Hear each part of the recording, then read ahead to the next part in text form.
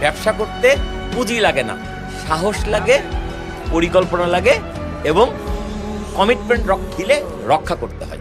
মানে ইমেজটা very important. ইমেজটাই আমরা মনে করি কি টাকা নাই বলে ব্যবসা হচ্ছে না। টাকা লাগবে অনেক পরে, লাগবে টাকা, আমি অস্বীকার করছি না। শুরুতে টাকা লাগে না।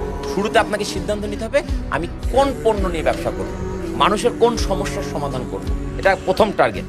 এই সমস্যার সমাধান করবো, আচ্ছা ঠিক আছে, যে সমস্যার সমাধান হিসেবে আমি যে প্রোডাক্টটা বা যে সার্ভিসটা দাঁড় করাবো, এটার নাম কি দেব, এটার লোগো কি হবে, এটা ট্রেড লাইসেন্স বের করতে হবে।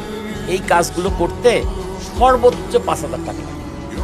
কিন্তু আমরা কি বলছি, আমার 5 লাখ টাকা নাই, ব্যবসা হচ্ছে না। 5 লাখ টাকা লাগবে, এই ধাপগুলো পের হওয়ার পরে তো। যতক্ষণে তোমার 5 লাখ টাকা লাগবে তার আগে তোমাকে ঠিক করতে হবে তোমার পণ্য কি, তোমার পণ্যের নাম কি হবে, ব্র্যান্ড নেম কি হবে, তোমার পণ্যের জন্য একটা ট্রেড লাইসেন্স লাগবে। ঢাকা শহরে যদি 3,000 টাকা লাগে সিটি কর্পোরেশন